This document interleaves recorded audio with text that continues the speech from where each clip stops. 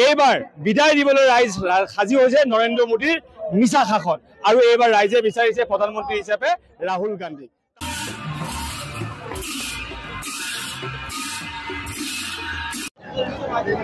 এতিয়া আমি উপস্থিত আছো নগাঁৱৰ ডিচি কাৰ্যালয়ৰ সন্মুখত আৰু আপোনালোকে নিশ্চয় দেখিব পাৰিছে ইয়াত যথেষ্ট মানুহ জমা হৈ আছে। এইসকল মানুহ হ'ল প্ৰদ্যুৎ বৰদলৈৰ সমৰ্থক বা কংগ্ৰেছী মানুহ।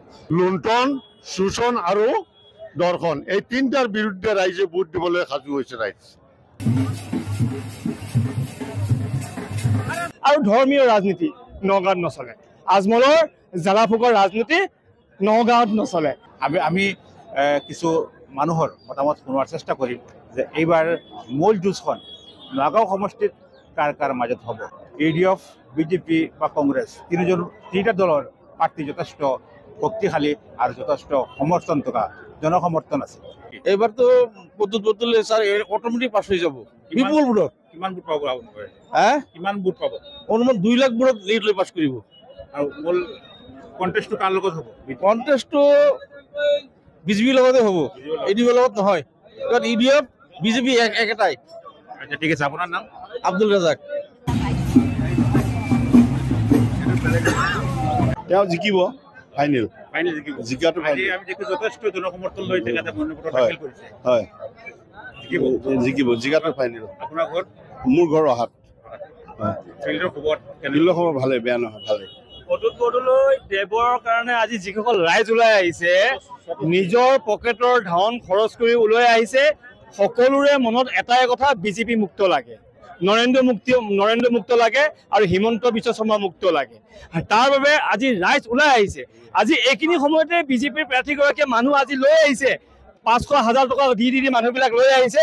আৰু কংগ্ৰেছৰ যিমান মানুহ আহিছে, সচেতন নাগৰিক আহিছে, নিজৰ পকেটৰ ধন খৰচ কৰি আহিছে, বিজেপি মুক্ত লাগে আৰু তাৰ বাবে ৰাইজ ওলাই আহিছে। আৰু এই দ্বিতীয়ভাৱে প্ৰদ্যুৎ বৰদলৈ দিৱস নগাঁৱৰ ৰাইজে বিপুল ভোটত ভাবিব নোৱাৰে, তাৰ পাৰ্চেণ্টেজ নাই, তেনেকুৱা ভোটত প্ৰদ্যুৎ বৰদলৈদেৱে এইবাৰ নগাঁও লোকসভাৰ পৰা বিজয় হ'ব।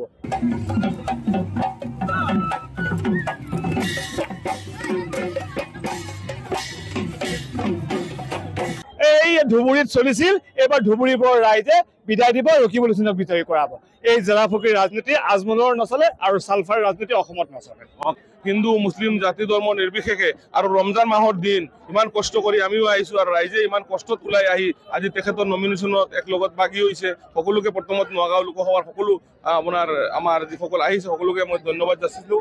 আৰু লগতে এইটো কওঁ যে আমি বিগত দিনত 5 বছৰত প্ৰদ্যুৎ বৰদলৈ ডাঙৰীয়াক আমি হোজাই বাকীয়ে যেনেকুৱা ধৰণৰ মৰম চেনেহ তেখেতৰ পৰা পাইছোঁ। বিগত 20 বছৰ ৰাজেন গোহাঁই ডাঙৰীয়া আছিলে, তেনেকুৱা কোনো ধৰণৰ আমি মৰম চেনেহ পোৱা নাছিলোঁ। নগাঁও লোকসভাৰ বাকীক আহ্বান কৰিম যে আপোনালোকে এই মানুহজন ভাল মানুহ, তেখেতক পাইছে, তেখেতক ভোট দি জয়যুক্ত কৰক, আপোনালোকৰ নিজৰ নিশ্চয় কাম আহিব। বিজেপিয়ে মানুহক টকা দিয়ে ইমান মানুহ আনিব পৰা নাই। আজি যি আমাৰ সাংসদ প্ৰদ্যুৎ বৰদলৈ ডাঙৰীয়াই মনোনয়ন পত্ৰ দাখিল কৰিব আহিছে আৰু আমাৰ নেতাসকলে মনোনয়ন তেখেতক সংগ দিছে, ৰাইজ স্বতঃস্ফূৰ্তভাৱে ওলাই আহিছে। আজি এইটোৱে প্ৰমাণ হৈছে যে এইবাৰ প্ৰদ্যুৎ বৰদলৈ বিপুল ভোটত জয়যুক্ত, আকৌ পুনৰবাৰ নগাঁও লোকসভা সমষ্টিত প্ৰদ্যুৎ বৰদলৈ ডাঙৰীয়া বিপুল ভোটত জয়যুক্ত হৈ আছে। বাকী বিজেপি আৰু ADFৰ যি কেইজন প্ৰাৰ্থী আছে সেইকেইজনটো কাউণ্টিঙতে নাহিব।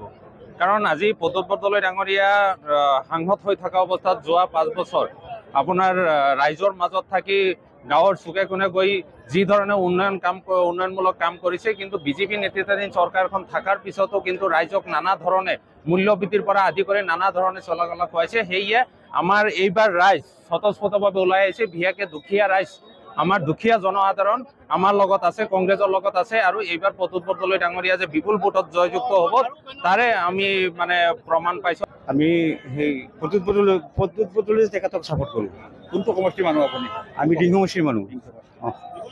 প্ৰদ্যুৎ বৰদলৈ হেৰিক নিদিয়ে নেকি? আমিনুল ইছলাম? নাই, আমি আমাৰ অঞ্চলৰ আমাৰ ঘৰৰ সন্মুখৰে মানুহ, তেখেতৰ কাম কাজত আমি সন্তুষ্ট নহয়, গতিকে আমি তেখেতক ছাপোৰ্ট নকৰোঁ। আমি প্ৰদ্যুৎ বৰদলৈক ছাপোৰ্ট কৰোঁ আৰু তেখেতৰ মানুহ পুৰণা কংগ্ৰেছী মানুহ, আমি কংগ্ৰেছকে দিম। আপনার নাম? আমার নাম আব্দুল খালেক। আব্দুল খালেক, গড় কোথায়? জয়গের ডিং সমষ্টি। কে জিতবো এবার? হ্যাঁ, ইলেকশনে কে জিতবো? বহুত প্রদ্যুৎ বরদলৈ বহুত বড় মিঠাই যিমান পাবো তাতে ডবল পাবো, এটা কোনো নির্ণয় নাই। আৰু এইবিলাকে ধৰি ৰাখিব আজমল খানক যে কি কৈছিল কথাটো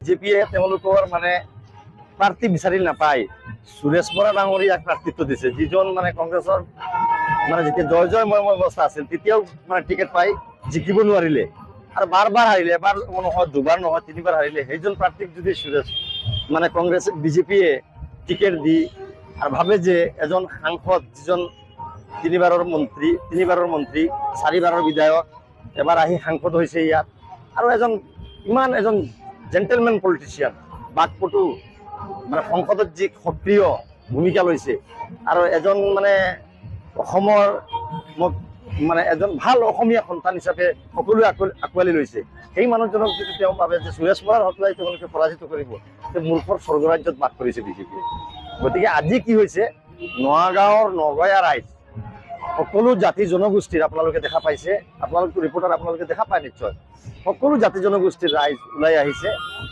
অতুল বদলিৰ সপক্ষে গতিকে আজি মনোনয়নত হাজাৰ হাজাৰ জনতা ওলাই আহিছে গোটেই নগাঁৱৰ ৰাজপথ বন্ধ হৈ গৈছে স্তব্ধ হৈ গৈছে অতুল বদলৈতো মানে যিদিনাখন মানে হেৰি ডিক্লেয়াৰ দিছে মানে বিজেপিয়ে তেওঁলোকৰ কেণ্ডিডেট ডিক্লেয়াৰ দিছে সুৰেশ বৰাক সেইদিনাখনেতো জিকি গৈছে অতুল বদলৈ কংগ্ৰেছৰ ইয়াত কণ্টেষ্ট নাই তেওঁলোকে দুজনে কণ্টেষ্ট কৰিব তেওঁলোক দুজনে এটা পাৰ্টি তেওঁলোকে এতিয়া ভাবিছে কালি আপোনালোকে ইডিএফৰ যিজন আমাৰ আমিনুল ইছলাম চাহাবৰ হেৰিত দেখিছে নেকি মনোনয়নত দেখিছে নেকি 400-500 মানুহ হৈছে আজি আকৌ আমিনুল ইছলাম চাহাব চিএমৰ বোলে পিছে পিছে ঘূৰি আছে এতিয়া গতিকে এইবিলাক কি কথা আকৌ গতিকে মানে তেওঁলোকে ৰাইজে বুজি পাইছে সকলো স্তৰৰ ৰাইজে বুজি পাইছে যে ইডিএফ আৰু মানে বিজেপি একেই মানে তেওঁলোকৰ যেনে তেনে মানে যেনেকুৱা হ'লেও মানে সাম্প্ৰদায়িক শক্তি তেওঁলোক মানে গতিকে মানে কংগ্ৰেছক যেনেকুৱা হ'লে প্ৰশ্ন কৰিব লাগে